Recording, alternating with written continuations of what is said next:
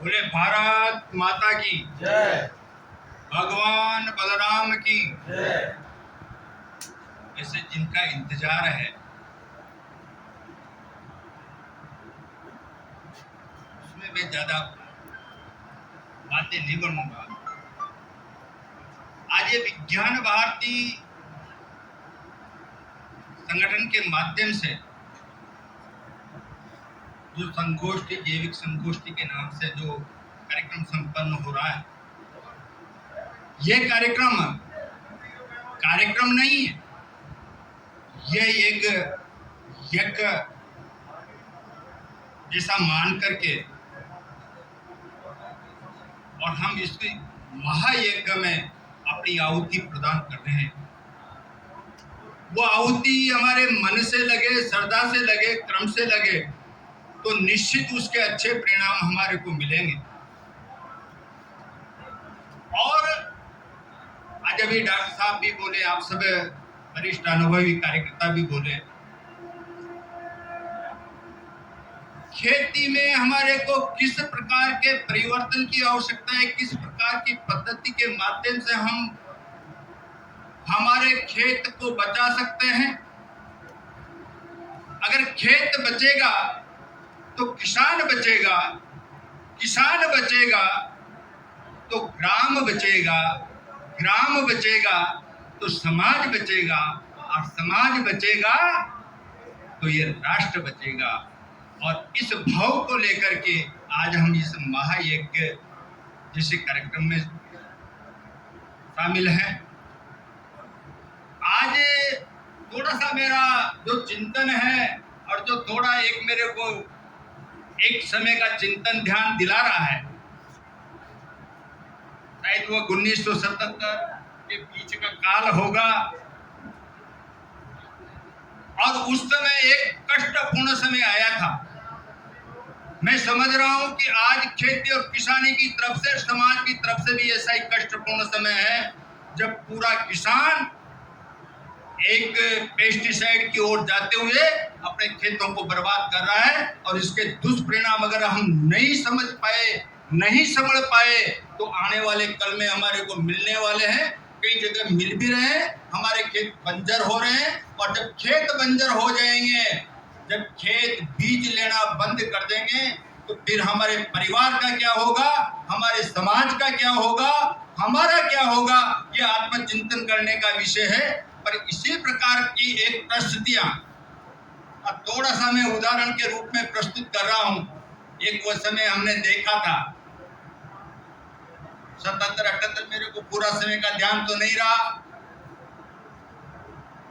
पर उस समय 12 जिले में जब हम छोटे स्वरूप बाल स्वयंसेवक के रूप में काम कर रहे थे और एक उस समय वातावरण बना था, मार्क्सवादी कम्युनिस्ट पार्टियों का प्रभाव, उस विचारधारा का प्रभाव।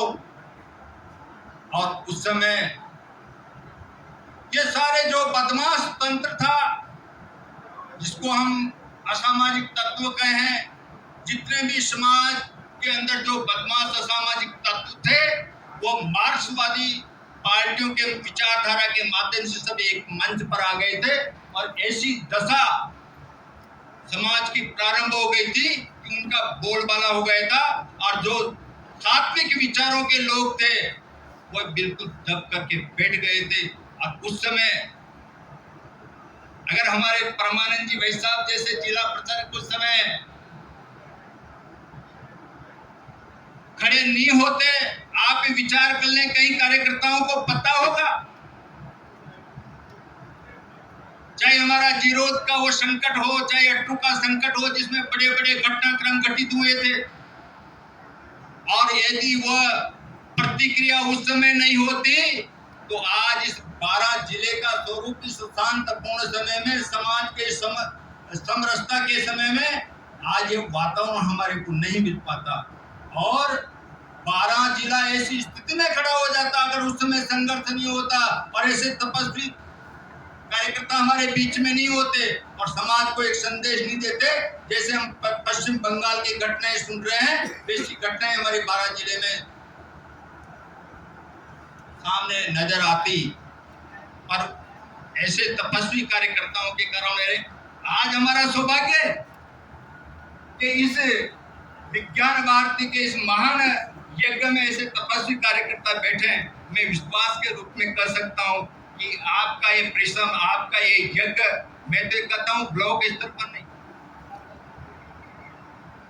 भारतीय किसान संघ इस विषय को लेकर के ग्राम स्तर पर अपना काम कर रहा है।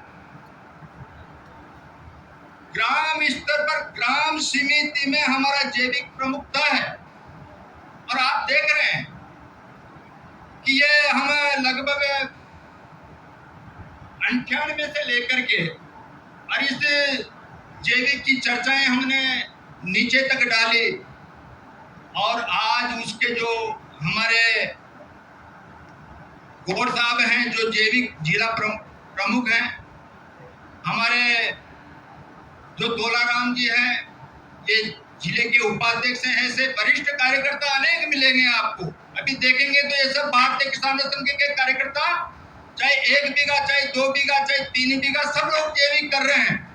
वो इन संगोष्ठियों के द्वारा ये संदेश इनको मिला है और मेरे को विश्वास है कि ऐसे तपस्वी संत जब यहाँ पर विराजमान है तो निश्चित उसका प्रभाव आने वाले समय पर इस 12 जिले के इस संकट से मुक्त करने पर उसका प्रभाव पड़ेगा। और इस विश्वास के साथ मैं विज्ञान भारती के सभी कार्यकर्ताओं को साधुवाद देता हूं और आग्रह करता हूं कि आप निश्चित रूप से ब्लॉक की ओर आगे बढ़ें। भारतीय किसान संघ के सब कार्यकर्ता आपका सहयोग करेंगे और आपने जो हम जैसे कार्यकर्ताओं को बुलाया है, सम्मान दिया है, ऐसे विज्ञान भारती के सभी कार्यकर्ताओं को मैं साधुवाद और धन्यवाद देता हूं। बोले भारत माता की जय।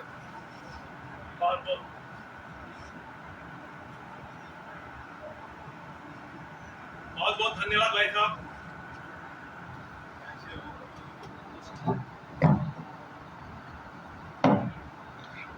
बहुत बहुत धन्यवाद। और अब हम चलते हैं मित्रों, जिसकी हमें प्रतीक्षा थी, जिस महामानव को भारत सरकार भी पद्मश्री देने के लिए विवश हुई,